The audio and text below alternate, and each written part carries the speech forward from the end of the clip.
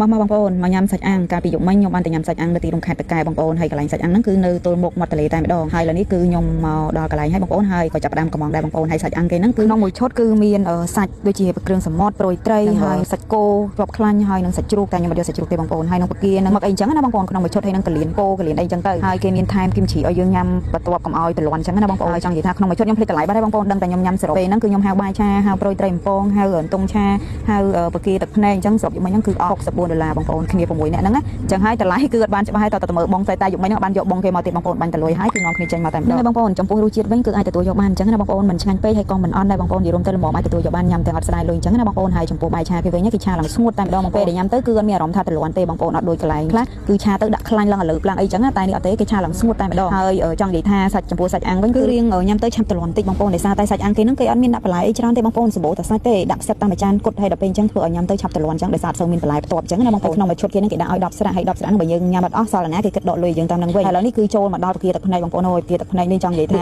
ថ្លៃបងប្អូនមានចំនួនតែ10គ្រាប់ទេតែឡើង30000បងប្អូនហើយបើរសជាតិវាអត់សូវឆ្ងាញ់ទេបងប្អូនដោយសារតែបកាហ្នឹងវាធំពេកពេលដែលខ្ញុំញ៉ាំទៅញើទៅបងប្អូនអត់សូវឆ្ងាញ់ទេអាហ្នឹងគឺអត់សូវឆ្ងាញ់ទេតែថាការរៀបចំបកាបានស្អាតបានចឹងណាបងប្អូនមើលទៅតាក់ទាញហើយចូលមកដល់តុងឆាបងប្អូនតុងឆានេះគ្រឿងបងប្អូនហ្នឹងហើយតែខ្ញុំអត់ចេះញ៉ាំទេខ្ញុំអត់រៀនញ៉ាំទេតុងហ្នឹងគឺបានតែប្តីខ្ញុំហើយនឹងឆាទេហើយបន្ទាប់នេះគឺចូលប្រួយត្រីបំពងល្ងបងប្អូនប្រួយត្រីបំពងល្ងនេះគឺខ្ញុំចូលចិត្តឆ្ងាញ់រសជាតិគឺឲ្យ10លើ10បងប្អូនរសជាតិស្រួយហើយឆ្ងាញ់ហើយអត់មានធុំក្លិនអីទាំងអស់បងប្អូនឈ្ងុយល្ងទៀតចឹងហើយគឺមុខម្ហូបទាំងអស់ហ្នឹងគឺខ្ញុំដកតែបកាទឹកភ្នែកនិងតុងឆាទេដែលខ្ញុំអត់សូវញ៉ាំបងប្អូនយល់អត់ញ៉ាំតែម្ដងតុងឆាហើយបកាទឹកភ្នែកញ៉ាំតែមួយទេប្តីដួសឲ្យចឹងលក់ទៅបងប្អូនតែចង់និយាយថាអត់ឆ្ងាញ់ទេបងប្អូនទៅញ៉ាំបាច់ហៅបកាទឹកភ្នែកទេបងប្អូនចង់ញ៉ាំធ្វើខ្លួនឯងវិញដោយសារតែតម្លៃរៀងខ្ពស់ហើយអត់ឆ្ងាញ់ទេបងប្អូនបើចំពោះដែរមុខម្ហូបណាដែលឆ្ងាញ់ទោះបីតិចមិនក៏ដោយក៏មានអារម្មណ៍ថាអត់ថ្លៃទេតែបើថាអត់ឆ្ងាញ់គឺថ្លៃហើយសម្រាប់ខ្ញុំបងប្អូនហើយសមាជិកដែលទៅនេះគឺមានមួយសៀមានអ៊ីមានខ្ញុំហើយប្រឆារៀងប្តីខ្ញុំទៅចំនួនទាំង5នាក់បងប្អូនហ្នឹងហើយឥឡូវនេះវីដេអូចាប់តែប៉ុណ្្នឹងសិនណាបងប្អូនចាំចូលវីដេអូបន្តឥឡូវនេះគឺវែងបងប្អូនថាកុំឲ្យថតច្រើនដល់ពេលថតច្រើនមកអង្គុយកាត់វែងគាត់ហើយខ្ញុំនិយាយរួមទៅចង់វល់ជាមួយវីដេអូឲ្យមកព្រឹកនឹងជាប់រវល់ផងកាត់វីដេអូផងចង់វែងមែនបងប្អូនឥឡូវបាយបាយជម្រាបលាជួបគ្នានៅវីដេអូក្រោយទៀតបង